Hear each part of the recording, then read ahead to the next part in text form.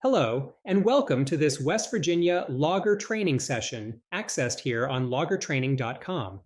This module is specifically designed to help you meet the continuing education credits needed for your annual recertification with the West Virginia Division of Forestry. The content also aligns with current SFI training standards. In this hour-long block, we have combined two technical presentations from the WV Woodland Stewards Seminar Series. Now, a quick note on context. While some of this material was originally presented to a landowner audience, we selected these specific segments because the technical details regarding regulations, equipment, and biology are critical for professional operators like you. To ensure you receive credit for this session, you must watch the video in full. Throughout the hour, the video will automatically pause with interactive questions on the screen. You must answer these questions to proceed with the video.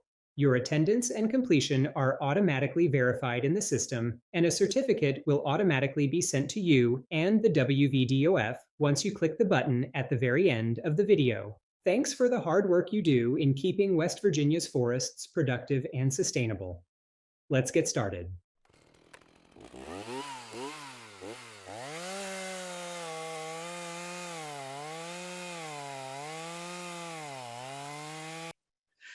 Dr. Jeff Skousen is our reclamation extension specialist and professor of forest soils here at WVU. He's been here a long time and has done so many incredible things. He has award-winning research and practice, and he's going to tell us about some of these things that he's done with reforestation of mined lands. Jeff. Thank you.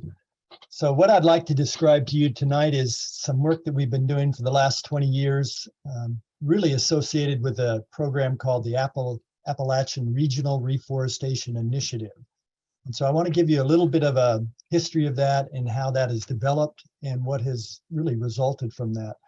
So I could list all sorts of names on the front of this. That first line after my name are a few of my graduate students that worked on this project and wrote theses involving some of this forestry work.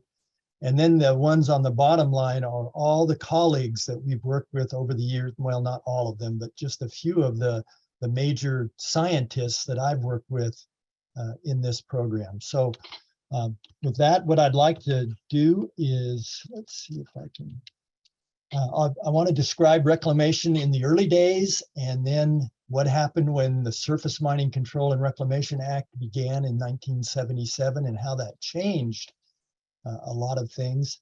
And then really the development about 20 years ago that we really needed to start putting more forests on these mine lands.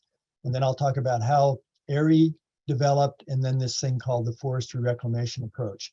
And I'm hopeful that even though probably many of you have not been on surface mines, but I suspect there are a number of you that actually own mined land.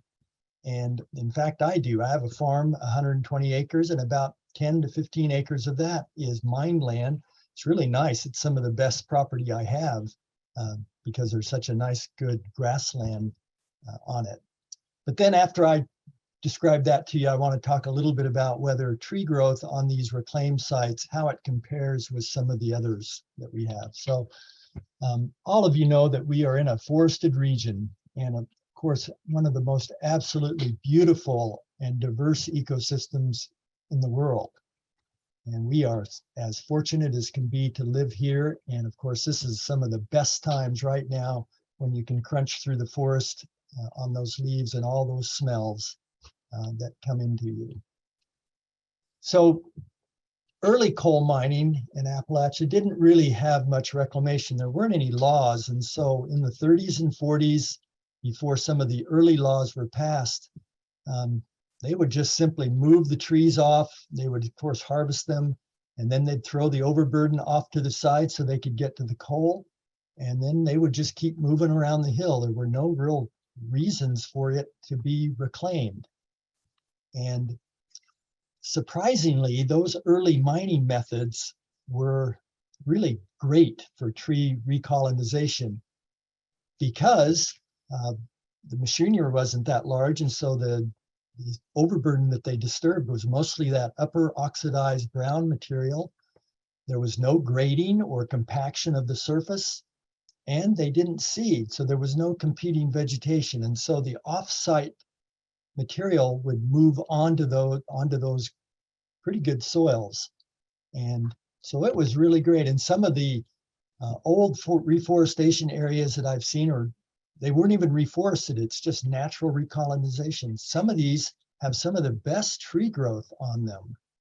And in fact, I know of some, I've had people tell me that the best site indices are on these old reclaim jobs. These trees are massive. So during the 40s and 50s and 60s, when reclamation was really not occurring, that ecosystem developed very rapidly. And even on these hillsides where we had these uncompacted contour jobs where they applied some seeding, even there, the trees moved in readily and it reverted back to a forest. And again, there's such a nice forest ecosystem on some of these operations. It looks like you've got all the shrubs and all the other understory that you would expect in a native forest. But the problem occurred when many of these lands didn't go back to reforest or were very slow to do that. And that particularly happened in areas where the soils were more acidic, had acid mine drainage on them, or had other problems. And so it was really for those reasons, again, erosion and poor vegetation on some of these areas. And it was for that reason that even though the states were passing laws, it was finally recognized that there needed to be a national law. And this was the Surface Mining Control and Reclamation Act, called SMCRA. And it was passed in 1977. And this changed everything. The act was really intended to help with human safety, to eliminate these high walls, to control erosion, try to improve water quality, not to have acid mine drainage. And it was also attempted to return the land back to something we called AOC, or approximate original contour. And so it was a law that really tried to push this land back into something useful. But the consequence of that was that it was put back to pasture and hayland mostly, not forest. And so I want to just show you the typical approach that SMCRA gave once mining started with under SMCRA. So here's a small surface mine in Harrison County. They're mining 2 seams, but here's the 10 steps, and they're just as simple as can be. All of you could probably march through these with me. But the first is to remove the trees, harvest those. The second step is to build roads and make the ponds so that all the water has to go through a pond that hits the site. Push the topsoil up above the operation so that you can push it back down once you're done reclaiming. You drill holes and set explosives and blast that overburden material apart. In any fashion you can, you move that overburden as fast as you can. In many cases, it's with front end loaders or trucks. And in southern West Virginia, they use large drag lines to move that material. So again, the quicker you can move that material, the better and quicker you can get to the coal. Next step is to remove the coal. And then of course, the rest of it is backfilling and reclamation. So you backhaul and dump that overburden material that was over the coal, and then you regrade and then rebuild the landscape to AOC. If there's any topsoil there, you replace that. And then of course you revegetate it. And under SMCRA, it was always easier to just lime and fertilize and mulch and then seed aggressive herbaceous plants. And so that's what everybody did. And so it made this really great pasture and hayland, provided fast bond release, and you could hay them and get some production from those, and many of them are grazed. So all of those post-mining land uses based on that herbaceous crop provided quick economic returns versus a 40 or 50-year return with a forest. But here's the catch, and this is what finally got us thinking that we really got to get back to forest. And that is, if the reclaimed land isn't managed and isn't grazed and isn't cut for hay, it turns into this wasteland. This heavy ground cover and the soil compaction just simply do not allow the trees to recolonize, to recruit back on the site. And so that results in these invasive shrubs and the pioneer species coming in that just don't allow it to move on and to succeed to a forest. And we have hundreds of thousands of acres of these things that we call pasture that are reclaimed lands, but they're not managed that way, and they're just slowly reverting back to forest. And they're really not good for much. You can see the scraggly old tree. I should have taken one where there were trees on it, but it's black locust, some autumn olive, maybe a few sycamores will come on, but eventually tulip poplars and maybe some of the others will move on to there, but it's so slow. So how long does it take to go back to forest? And it might be decades or longer. And so what do? We want these trees to come back. Please, I talk to the trees all the time. Move this way, hurry up. But they don't listen, just like my kids.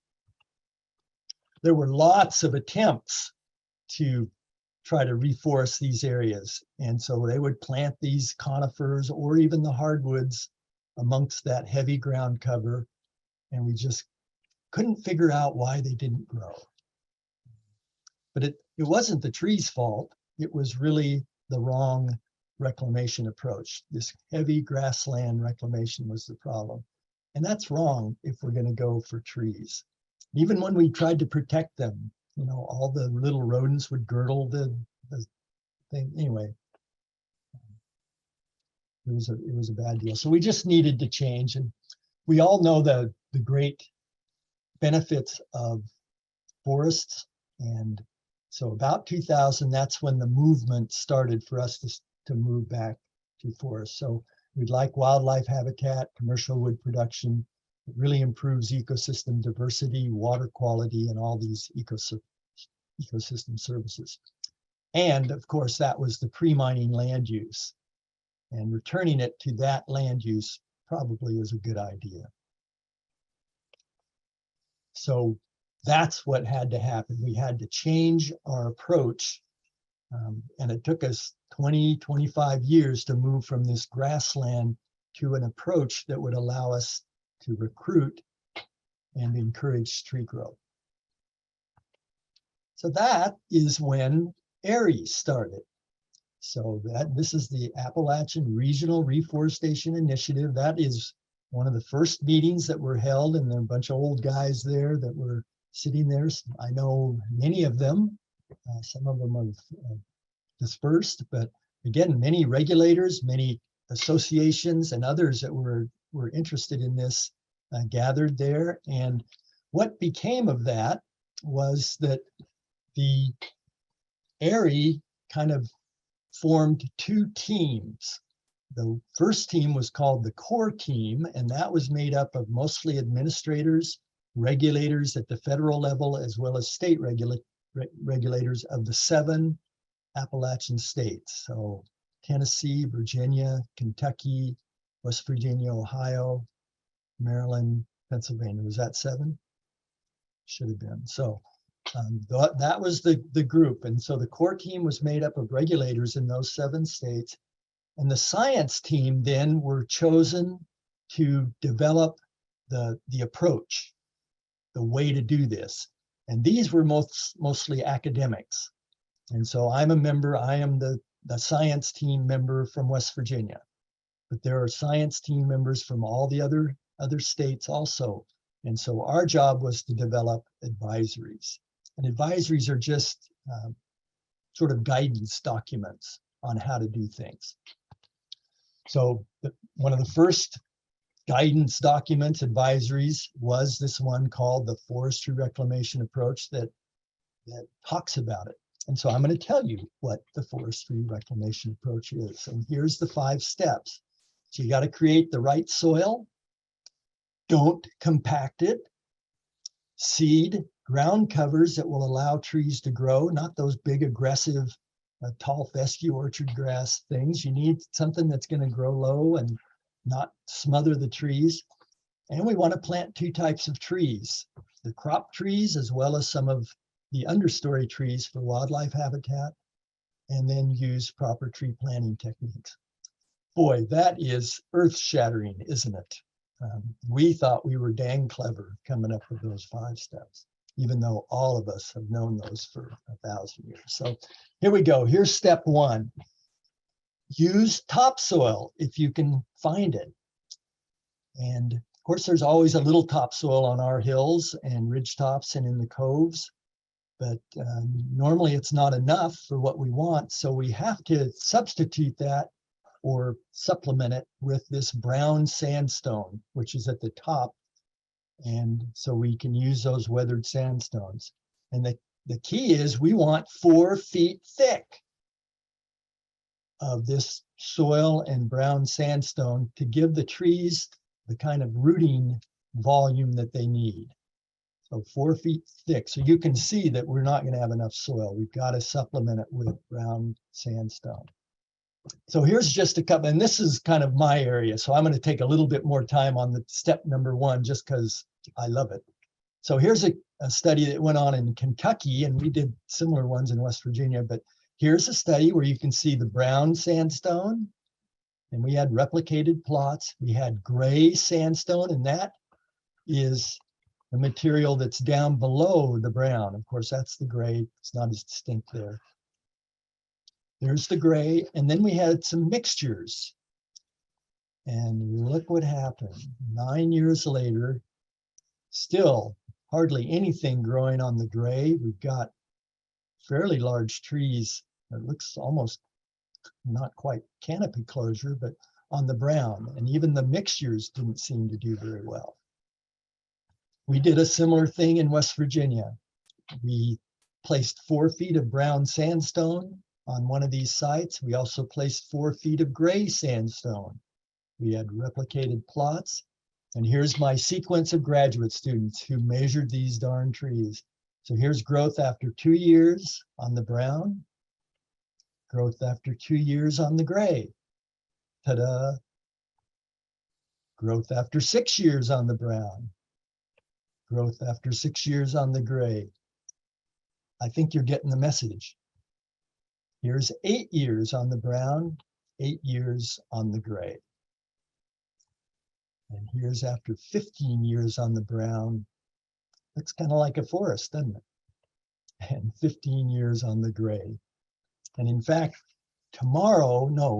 Thursday, I'm going to be at these sites, and I could have, if I would have, I would have been able to put growth after 18 years on the gray and growth after 18 years on the brown.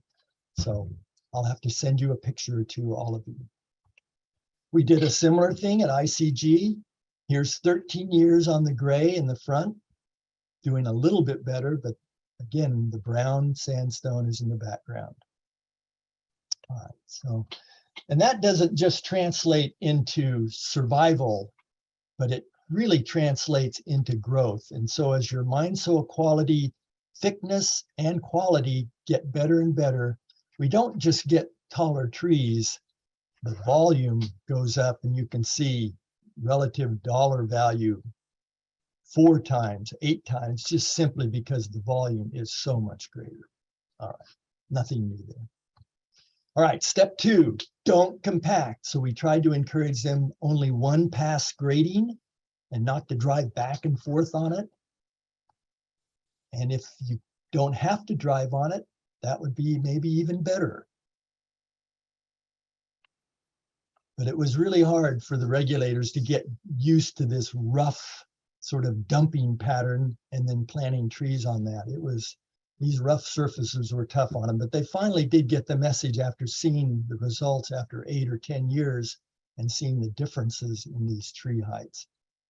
But with time, those piles just melt together, those rocks break down, and it forms just a perfect media for those trees. But if it's compacted, you really have to rip it up if you expect good tree growth. All right, number 3 is compatible herbaceous cover. And so you all can guess that. So we want something that's native would be ideal, non-competitive, slow growing, but will at least control the big erosion. And so we want it low growing. We don't want them to pin the trees down. We want the trees to be able to compete for the nutrients in the water. And we don't want them to be pinned down or held down.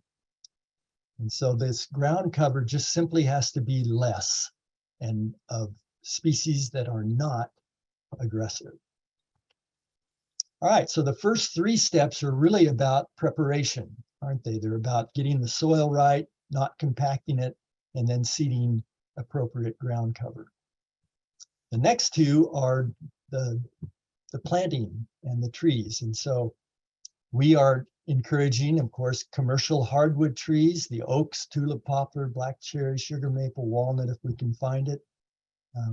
Those are the typical ones. There's 2 or 3 oaks that you can plant. And this might look like a typical planting mix. Here's 11, I think, species. A few of them are understory species or more understory species. And of course, we're not planting white ash anymore, but we were 15, 20 years ago. And we all know not to plant autumn olive, Paulownia. Sericea lespedeza is an herb, but it's become such a problem. Bicolor lespedeza, the brushing species, sawtooth oak.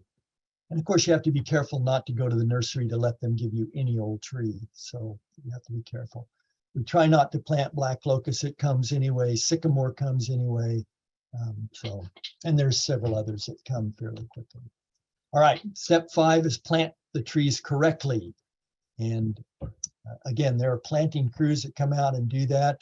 These guys are amazing. They can plant tens of thousands of trees in a day, just one planting crew. It's incredible when you watch how quickly they move. And so the easier the soil is to push their hodad into, the faster they can go. They hate compacted soils. If you want to try to protect them, you can, but that's too expensive. We generally don't do that except on very specific plantings, like if we've got chestnut or something that's very valuable. So again, I just wanted to run through some of these advisory. Here's the first one, the forestry reclamation approach. Here's step 1, the one that I wrote on establishing the right soil materials. Step 2, I was part of the grading one. Rich Swigert from Kentucky headed that one up. Jim Berger talked about ground covers along with Jennifer Franklin. And of course, on step 4, selecting the right tree species, I did a big study on selecting small trees and shrubs that would grow good on mine lands. And then of course, planting the hardwood tree species in Appalachia. So these are only 3 or 4 page documents. They're really quite succinct and get to the point. And you can get any of those off the website. Just go to the OSMRE, Office of Surface Mining Reclamation Enforcement, Gov site. Just go to programs and look up Appalachian Regional Reforestation Initiative, hit the ARI publications, and then the advisories will come up. So there are now 18 advisories. The first 8 or 9 are kind of the ones that I talked about, but there are some other ones that might interest you as forestry owners, even if it's not mined. And there's one on wildlife. There's one on trying to convert some of these old wastelands to trees and what you have to do, how you have to kill the ground cover and how you might have to rip it. Here's one on chestnut. There's one on pollinator habitat. There's even one on how to get woody vegetation along constructed streams. And then of course, controlling invasive exotic plants. So anyway, you can get any one of those. So in order for you to pass your continuing education credits, you must answer this question correctly. So you're all supposed to nod your head or raise your hand. If I could see your faces, I would ask you, but what are the correct steps in the FRA? So again, don't you miss this. So 1, place the right type of soil, yes or no? I'm looking at McGill. You're supposed to nod your head, say yes. Okay, good boy. Place the soil material at least 4 feet deep. That actually is one of them. That's true. Compact the soil so it won't erode.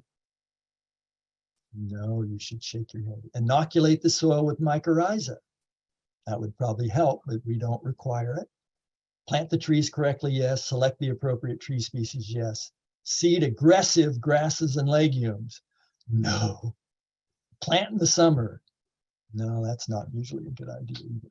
All right, so if you answered those all correctly, you'll have to write a note to Dave McKill and he'll allow you to get your CEUs.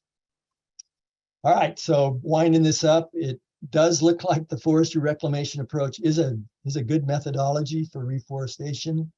All the steps are important. We know that gray sandstone doesn't grow trees very well, and of course the tree growth on the ground is good. So I have just a couple more minutes, Dave, and I'd like to show you some data that we developed, and then I'll finish it up. So will the seedlings planted on reclaimed land with the FRA grow as fast as if seedlings were planted in a natural forest, that was clear cut? And so I'm going to just look at 2 species. Here's red oak on the brown and in the gray. And so I had my student develop this graph, and let me explain it. So the green top one is what you would expect on a natural forest, and we use the equations to get site index. And once you get that equation, you can just stick in the year or the length of time. And so we could map that along this line. We got some data from the Furno forest where they had seedlings and planted it. And this was for red oak. This is what they got. Here are my plots with red oak on the brown, and here's red oak on the gray. So does it look like it's doing as good as these natural soils? All right, so hang on to that. I'm going to try and show you something a little bit later. Here's tulip poplar, same graph. Here's what you would expect with tulip poplar, and then of course in 80 or 50 years, it's going to be 120 feet tall. With the Furno, it seemed to do pretty well, but tulip poplar didn't seem to do quite as well on our reclaimed sites as it did as red oak. And that's probably because tulip poplar likes a little bit more moisture, probably likes a little bit more fertile soils. But anyway, so does that answer the question that the reclaimed lands were not doing as well? So you've all heard this mantra or this old motto that says when you transplant seedlings, the first year they sleep, they're trying to develop their roots, and so not much happens above ground. The second year they creep, they start getting enough resources from the roots that the above ground biomass starts to grow. And then the third year, things are starting to happen and that these trees leap or grow faster. Well, I'm suggesting to you that on the brown mine soils, that these transplanted seedlings are just simply delayed. 1 to 2 to maybe 3 years they sleep, just simply because these are new soils. The 3rd to 5th year they creep, the 5th year they leap.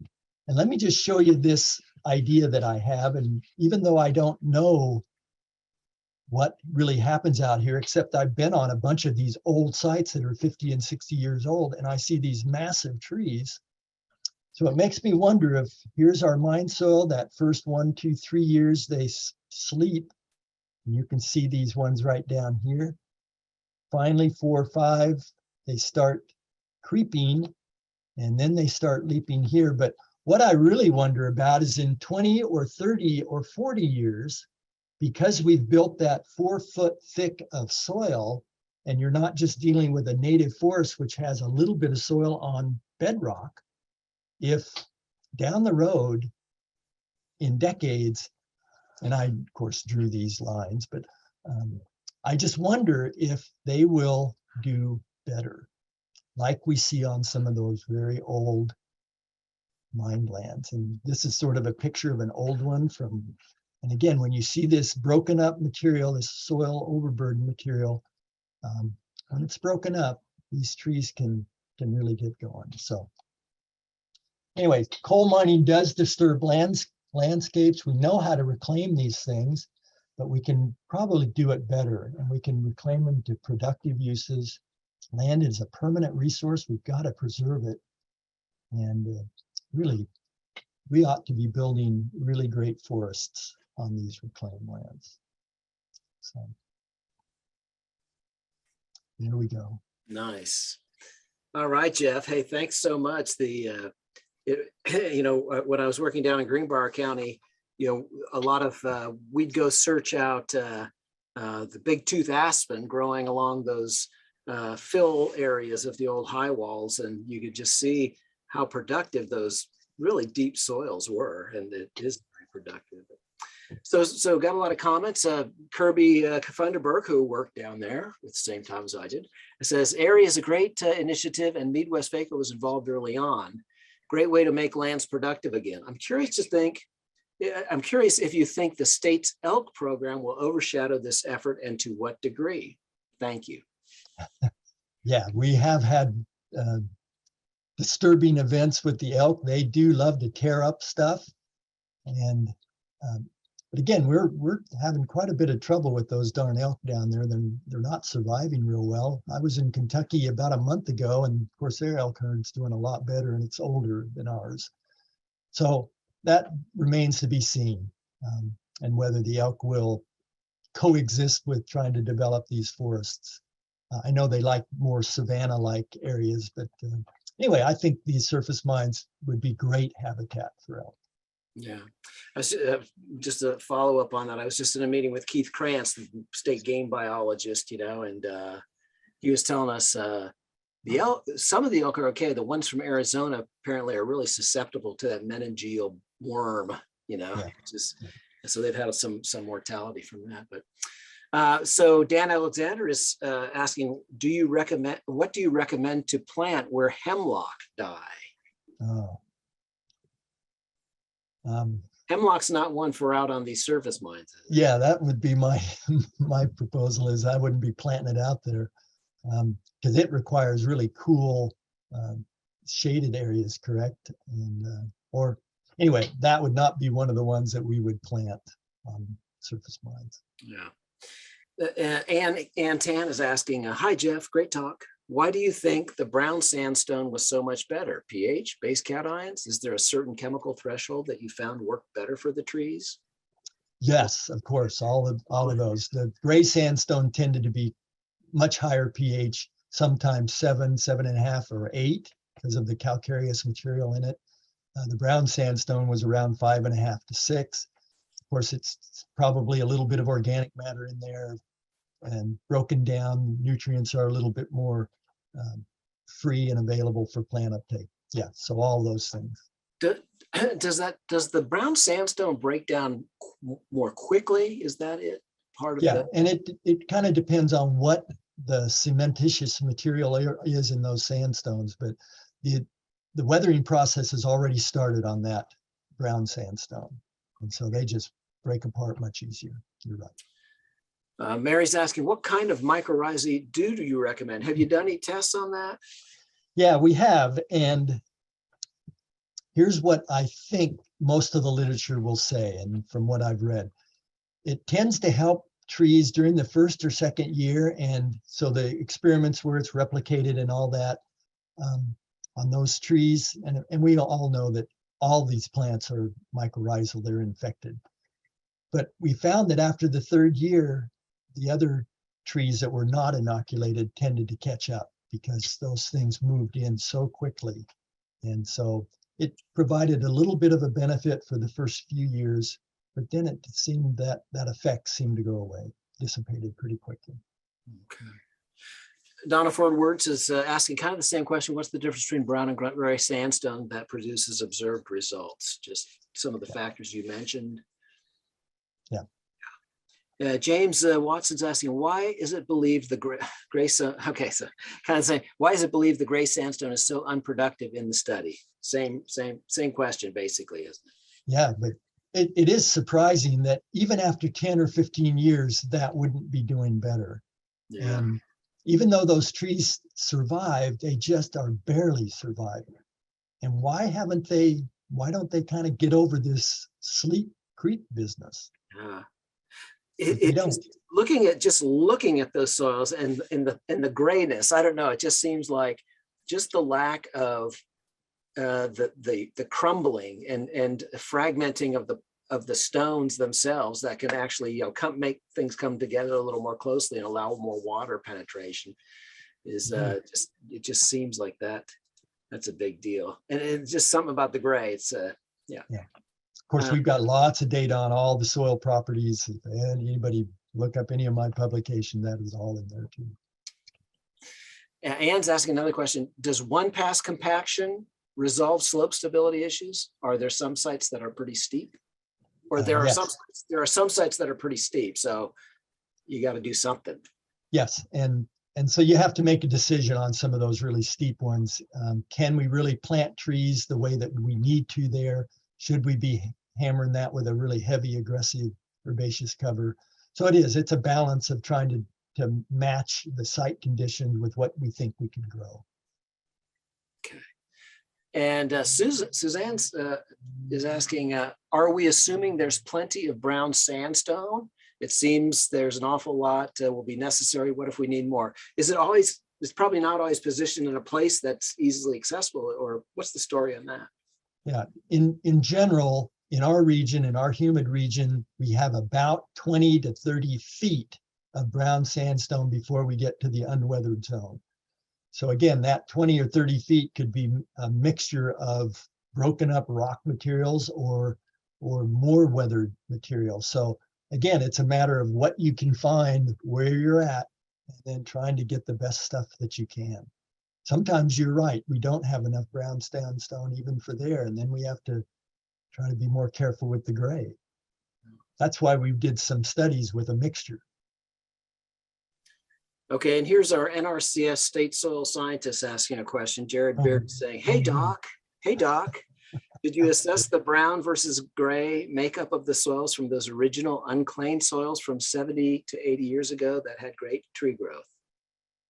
Well, that's what I said originally. Early on, I think the machinery was much smaller, and so they didn't go near as deep to get into that gray sandstone. And so the stuff they threw over the side of the hill was largely that brown material, and the coal wasn't that deep.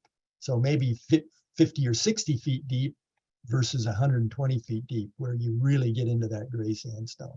But you're right, I still think that gray sandstone is going to weather, and I think it is going to break down. And that's why I wonder, in 50 or 60 years, the whole world's going to change.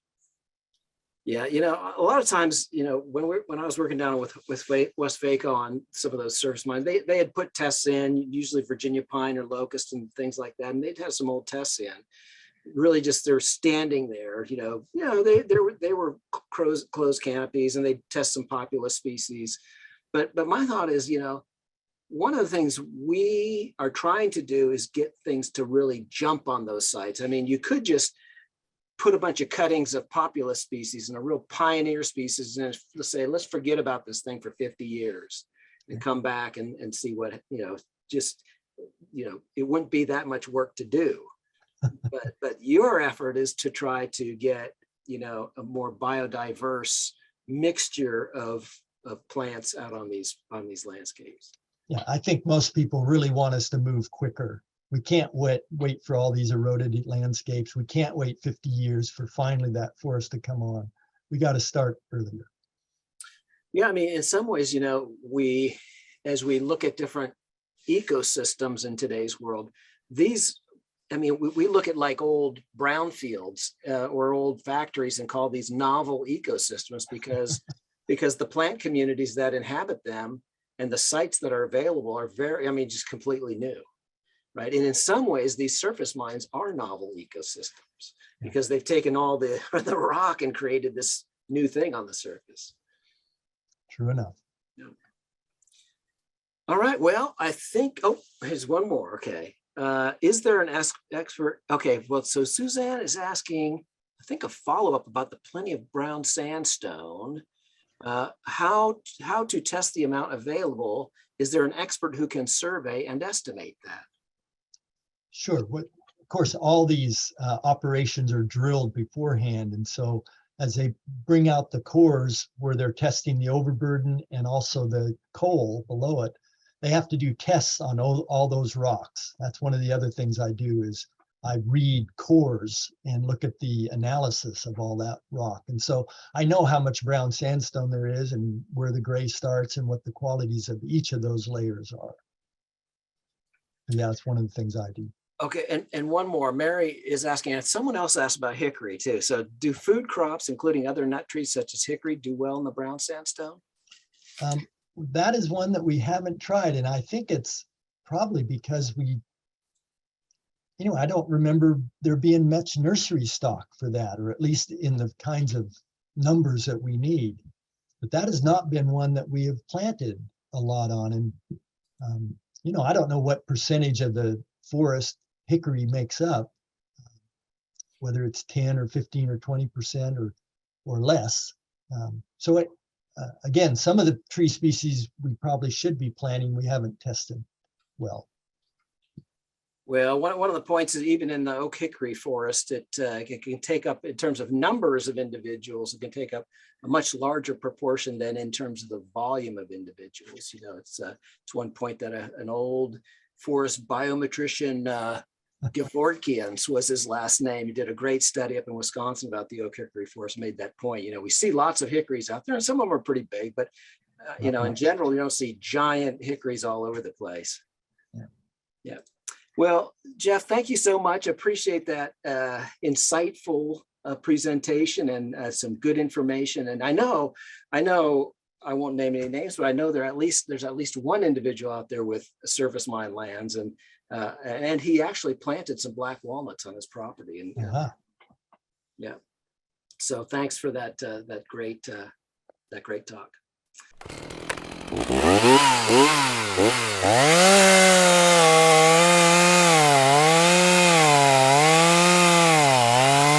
Okay, so our next speaker is another colleague of mine, Dr. Ben Spong. I had the privilege of sitting in on a class that he taught this semester on forest harvesting. Just fascinating. That's Ben's expertise. Ben is the forest operations extension specialist, and he's going to tell us a little bit tonight about some specifics of road construction. So Ben, thanks for being here.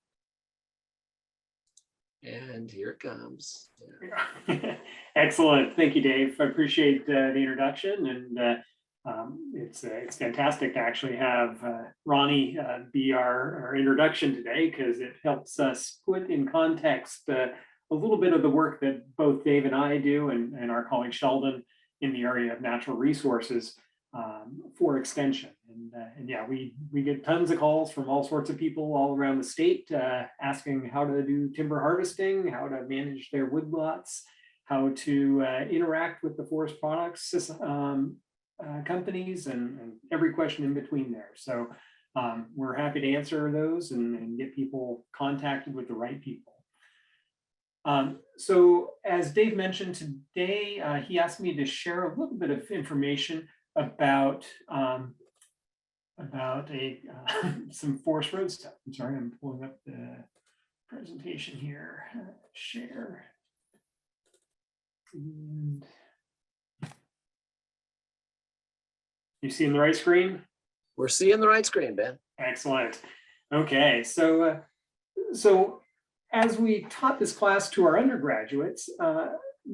McGill had he found quite a few things that he hadn't been exposed to, and thought some of those things might be interesting for this audience. So we wanted to talk a little bit about some of the basics on forest road geometry and the construction basics.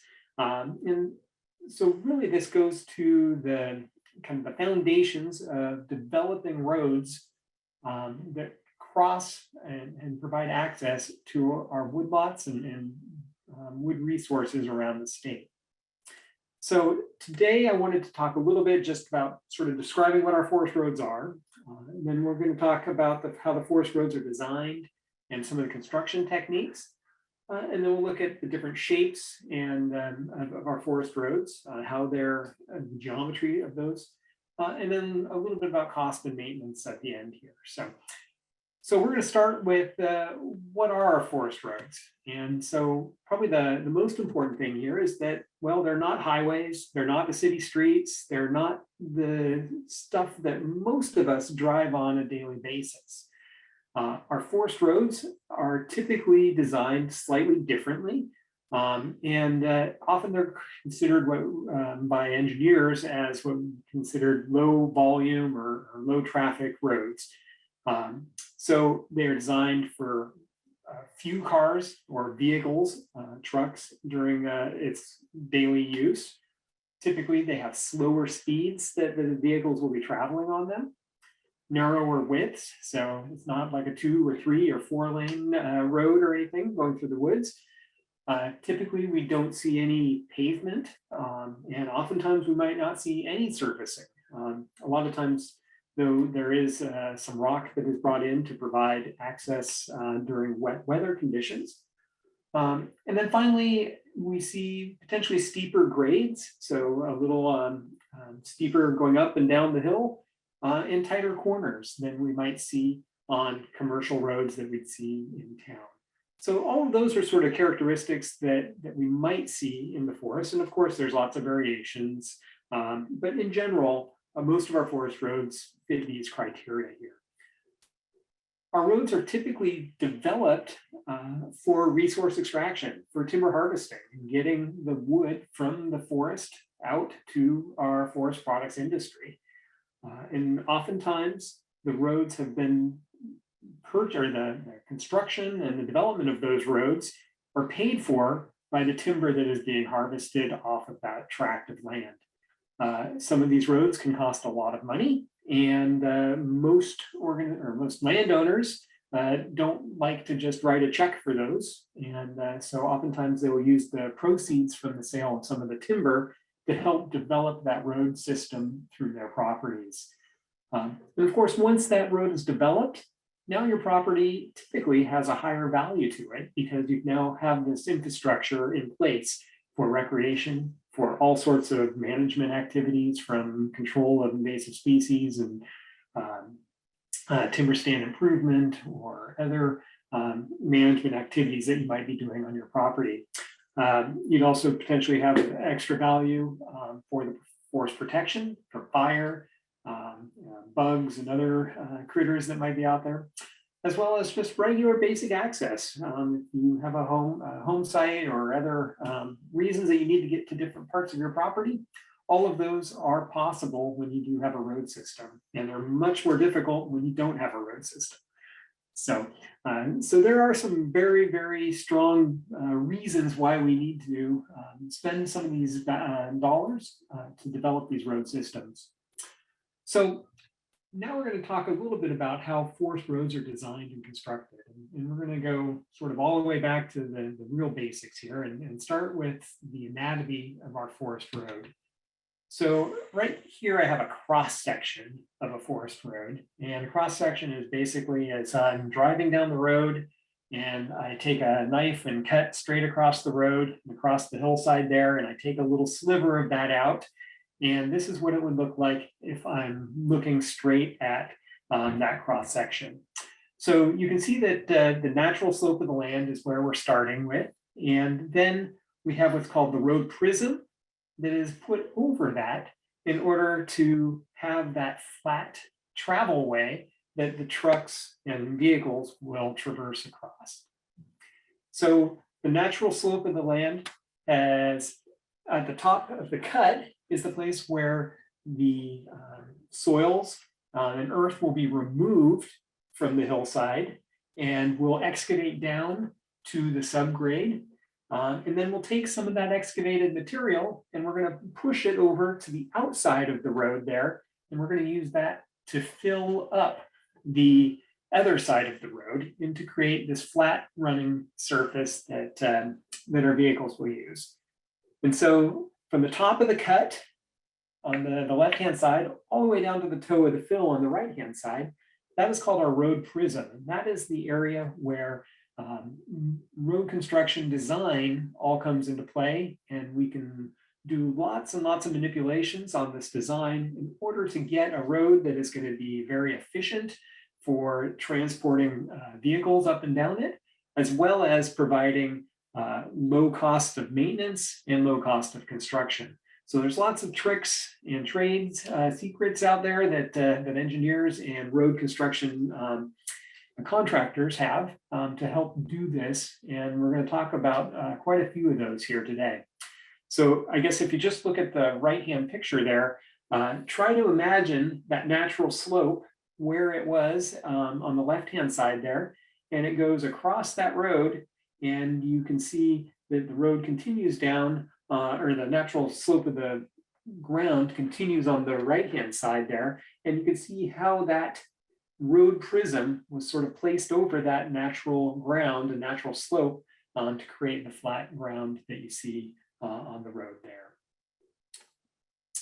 Okay, so we've got the basics of our road anatomy set up.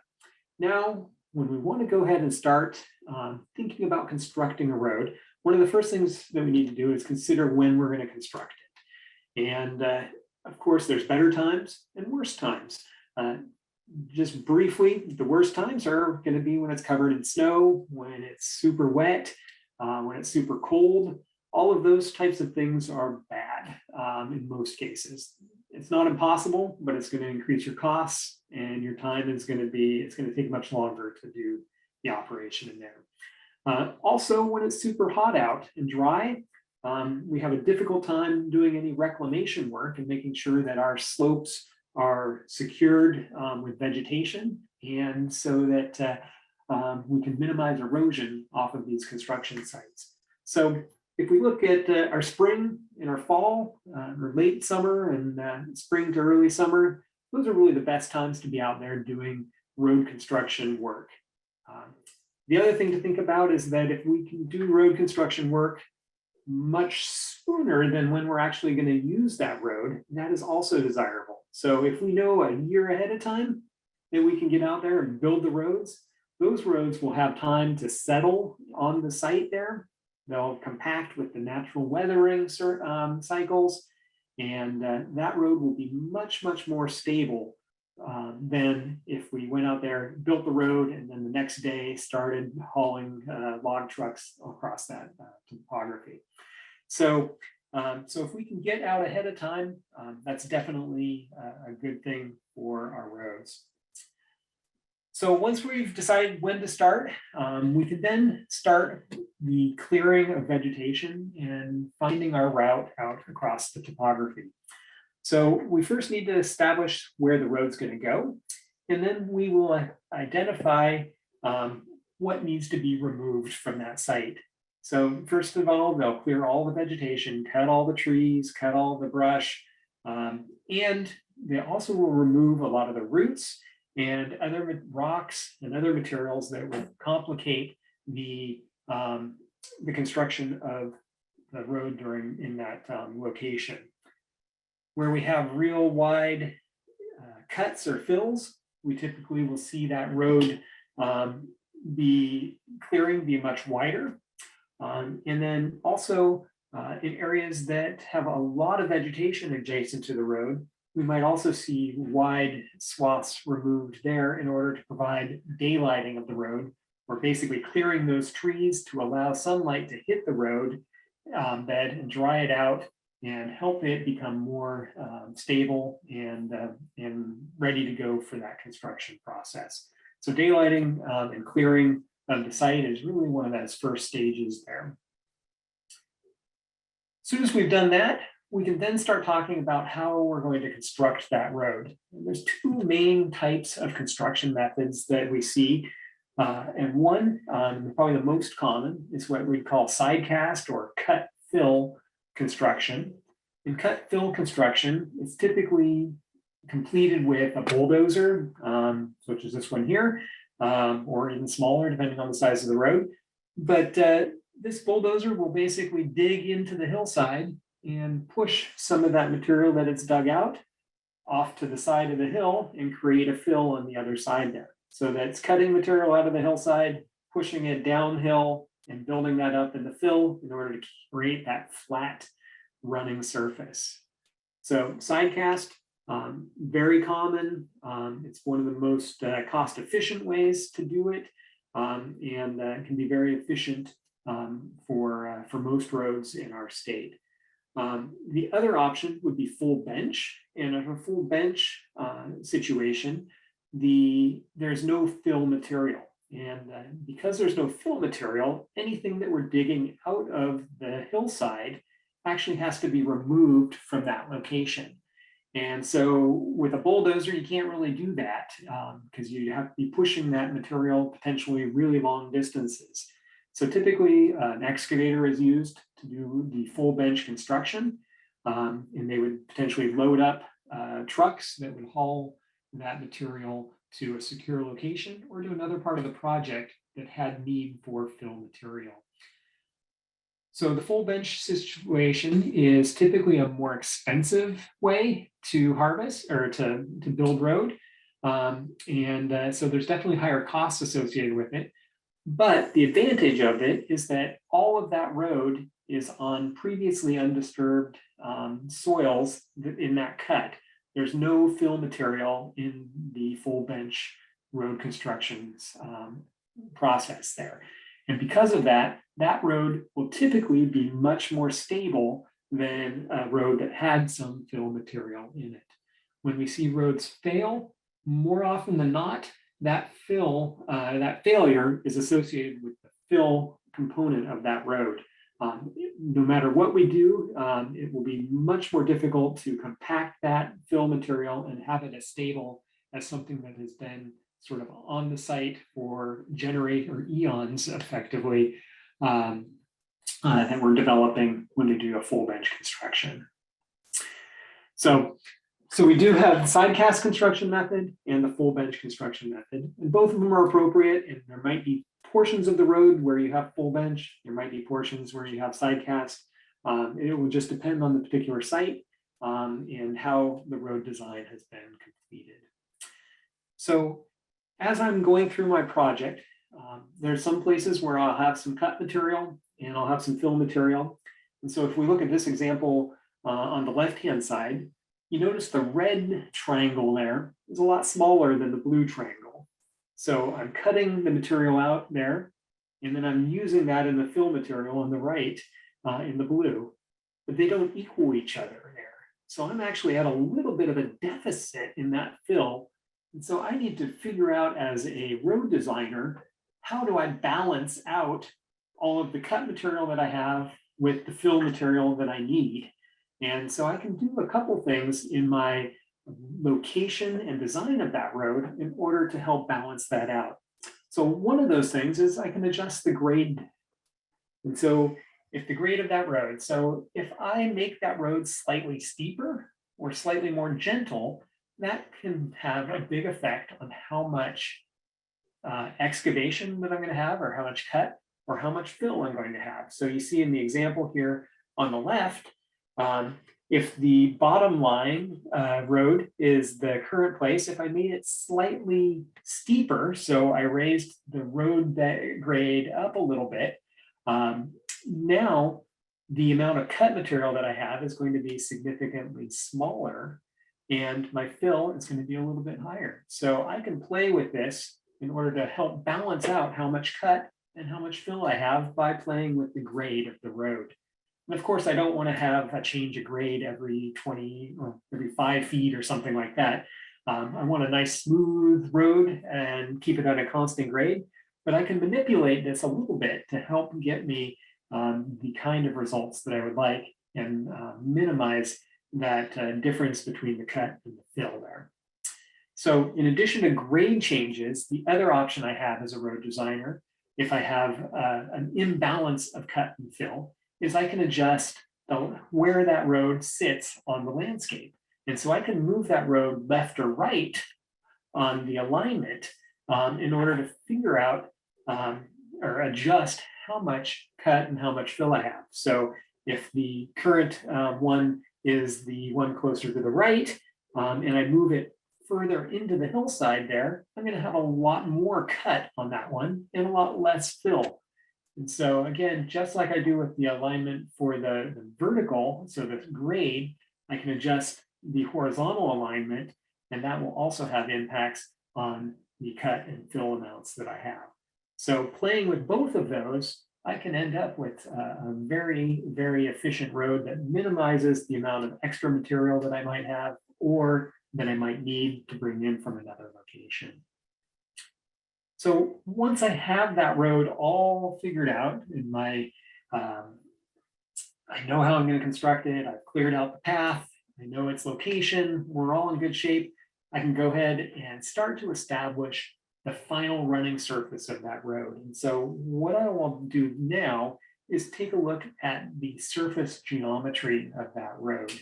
And the most common one that we'll see is a crown surface. In a crown surface, we have a high point at the center line of the road, and then we have a 3 to 5% slope going towards the outside of the hill or outside of the road and going into the cut slope there into a ditch line. So with that, any rain or water that ends up on the road is going to be pushed. If it's on the left-hand side of the center line, it's going to go into the hillside, into the ditch. If it's on the right-hand side, it's going to get pushed out to the outside, where it can then be absorbed into the natural vegetation and undisturbed vegetation that's off to the side of the road there. So this is one of the most common surfaces that we'll see on roads across West Virginia and across the country for that matter. Typically, these are used on higher use roads. So even though we're talking about roads that don't have a lot of traffic, when we do see more traffic on these roads, it'll typically be a crowned type road. We also have to install drainage control structures such as culverts and things like that in order to help manage water that we collect in the ditch line. These are really efficient and work real well on pretty much any road grade that we can have. And of course, the best management practices in West Virginia say that really our roads should be less than 10% slope or grade. And so these are very efficient up to 10% and then even higher for short periods, short sections there. So crowned road is one of the most common one. There's two other geometries that we'll talk about. The next one is called the outsloped road. And the outsloped road is exactly like it sounds. It's sloped towards the outside of the hill. And in this case here, any water that is hitting the cut bank there, it will hit the road and it'll be pushed to the outside of the road where it can then leave the road and absorb into the natural vegetation. Again, it's a 3 to 5% outslope in most cases. And these are very, very efficient on gentle grades. So less than about 8% are where they're kind of their sweet spot. It's where we don't have a possibility to construct or maintain ditch lines. Typically, these are the lowest volume roads or lowest use roads. We'd also need to do a little bit of work in order to make sure that we're maintaining those roads to minimize the amount of rutting that we see on them in order to so they can work efficiently and keep water flowing off of them. So the important thing about the outsloped road is that they are typically the lowest cost construction style. There's no extra culverts, there's no ditch lines, there's none of this other stuff that some of our other roads require.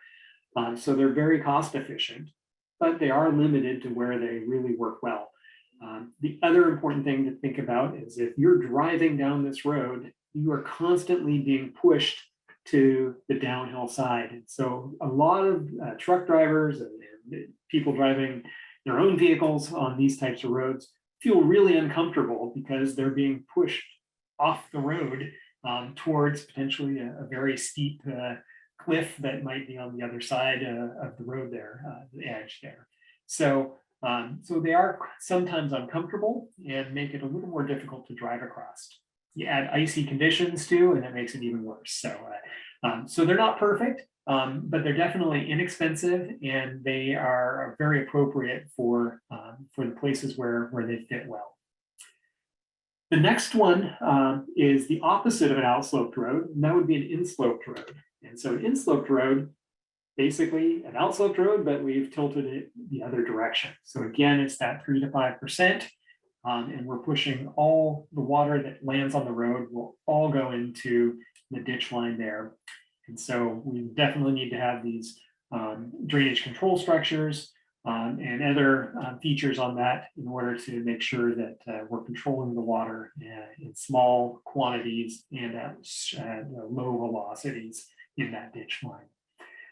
So insloped, I don't see nearly as many of these as we see crowned roads or outsloped roads, but we do see them around our forest lands. If you take the good of the outsloped road and the good of the insloped road and combine those together, that's really where that crowned road really comes into play, where we take the benefits of both of those and get rid of some of the negatives. The nice thing about a crowned road is, if we go back here, if I'm driving down this road here, my wheels are on both sides of that crown. And so it's really like I'm on a flat road in a lot of cases. So it's quite comfortable to drive on. Our speeds can go up a little bit. And it really is a road that's a little more flexible in making sure that everybody is happy with that particular road. And it's very useful. So crowned, insloped, outsloped. Those are the three main types that we see on our surface geometry. So here's a road with relatively new surfacing on it. So there's some crushed rock that is on there. We don't see any ditch line that's very obvious there. There is probably a small ditch line there that could collect some water. But really, this road has been constructed probably in a cut and fill method, not too steep. It's not outsloped, it's not insloped, and we definitely see a little bit of a crown there. Part of that could be from the traffic moving up and down that hill and having that compaction right where the road, or where the wheels are traversing that road section. So like so with the crowned and the insloped roads, we typically have to have some sort of way to get water out of that ditch line or off of that road. And so we can do that through culverts that push that water away from the road, from the road ditch line. The other thing we can do is take a look at things called broad-based dips. Broad-based dips are basically a reversal in grade or slope of that road. So we get a little steeper as we're going down the hill, and then we get about 50 to 100 feet in there, and then we go uphill for a little bit for another 35 to 50 feet. And that change in elevation or change in grade will have a low spot there in the middle that will now allow any water collecting in that spot to now be pushed off to the outside of the road, and again to be dispersed in that undisturbed vegetation. So these are really a valuable component and can be used with any of those surface types that we see insloped, outsloped, or crowned road sections. Here's an example of one in West Virginia. You see the snow on the road, of course, makes it easy to see the tracks. And you'll see that any water collecting in that lowest portion there will then be pushed off to the outside of the road to the left. So part of making sure that those road surfaces are working is making sure that they're shaped correctly and that they're maintained over time. So most of this is done with a machine called a motor grader or grader.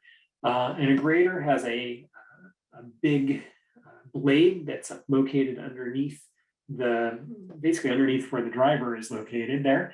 And they are able to adjust the angle and pitch of that particular blade in order to shape the final running surface of the road.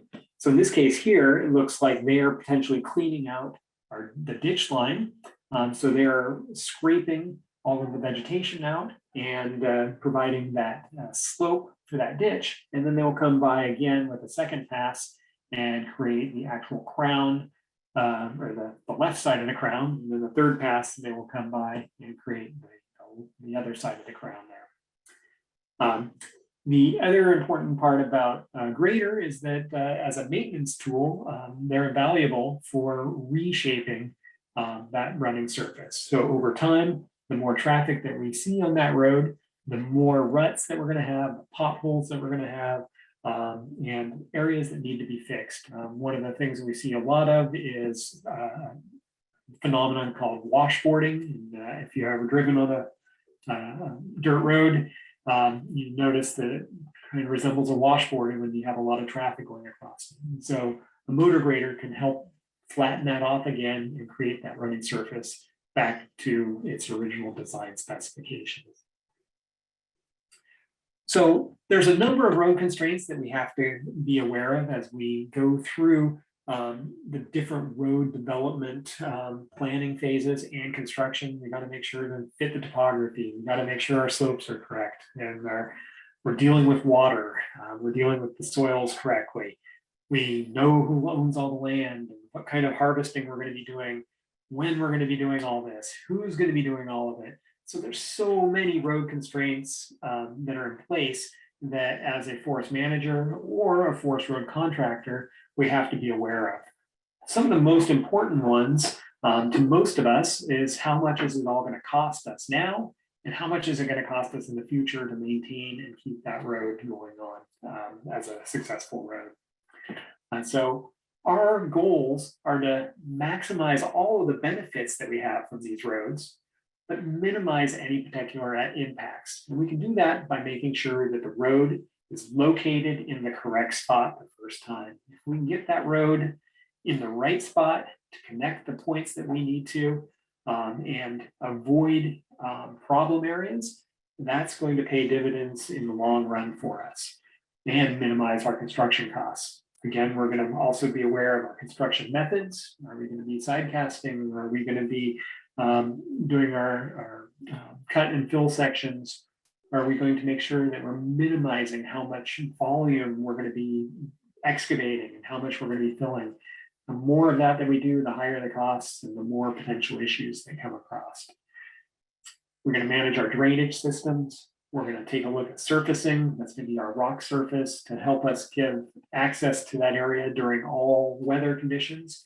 If we're only operating in dry area or dry periods of time, could be the situation where we don't necessarily need any surfacing. But given our weather patterns throughout West Virginia, it's tough to find a spot where you can get away with absolutely no surfacing and make sure that you're in there every day working.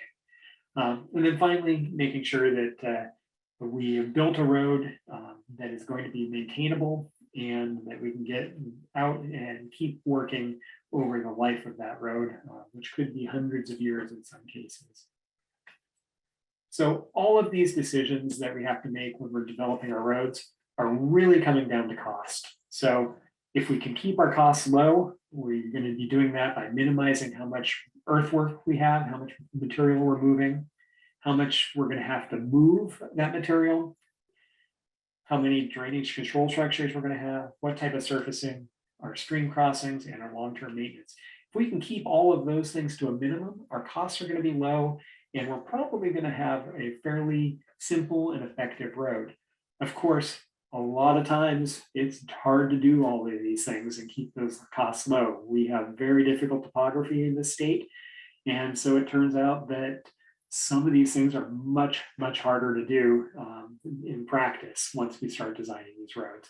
So working with a contractor, working with a road developer or designer can really pay dividends in minimizing your costs and ending up with a result that you were going to be happy with. So that's the end of my quick little brief overview of some roads. Thank you very much. My information is here, and feel free to give me a call. And we teach our students how to use some of our road design software where we can get instantaneous feedback about some of these decisions and options. So we have some opportunities to help you kind of look at your road systems and some of your options and come up with solutions that are going to be real efficient.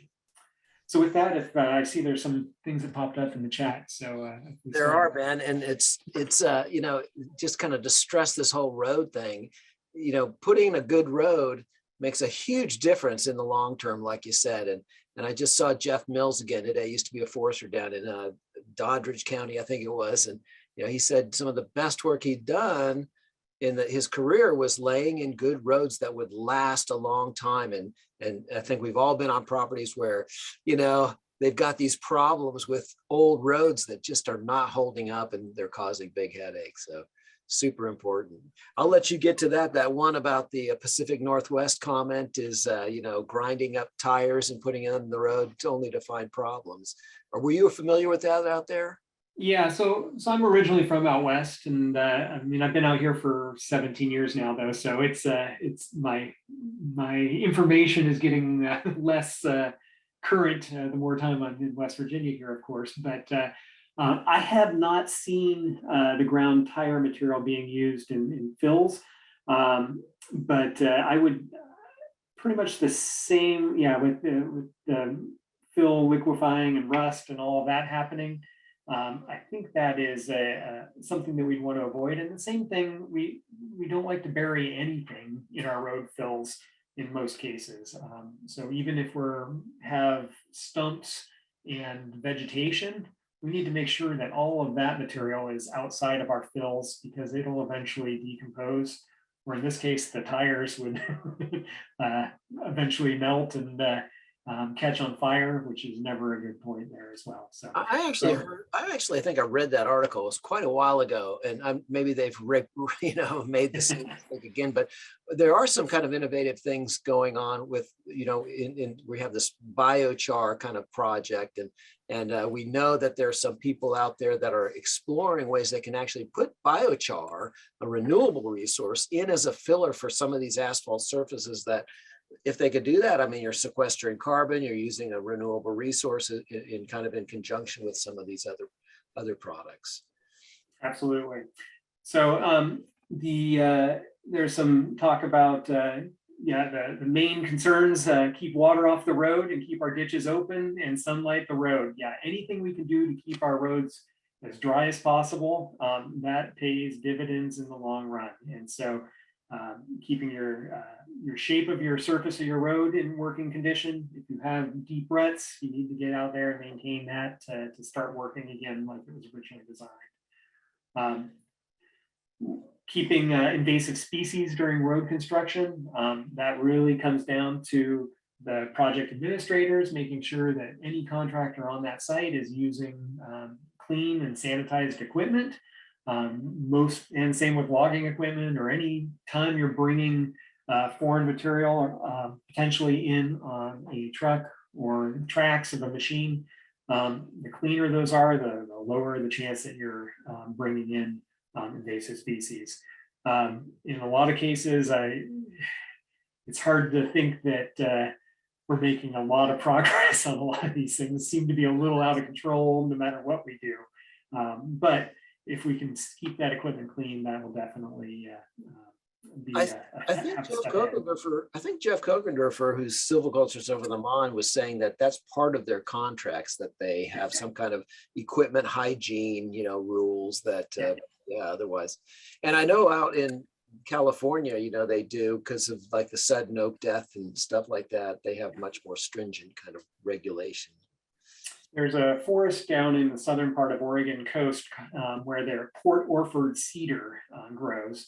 And it is a very special cedar that only grows in that area. And any trucks entering and leaving those forests have to go through a complete water bath, basically, to sanitize them before they're entering, because the transmission of the fungus or whatever it was attacking them was definitely transmitted by the vehicles in those areas. So I'm not sure we need to do exactly that on all of our lands at this point, but if it is a concern, making sure you understand some of that hygiene of our construction equipment is important. Well, there's another one by Chad. He says broad-based dips are an excellent long-term technique and don't rely on the level of maintenance of culverts, which are rarely sized appropriately. Yeah, absolutely.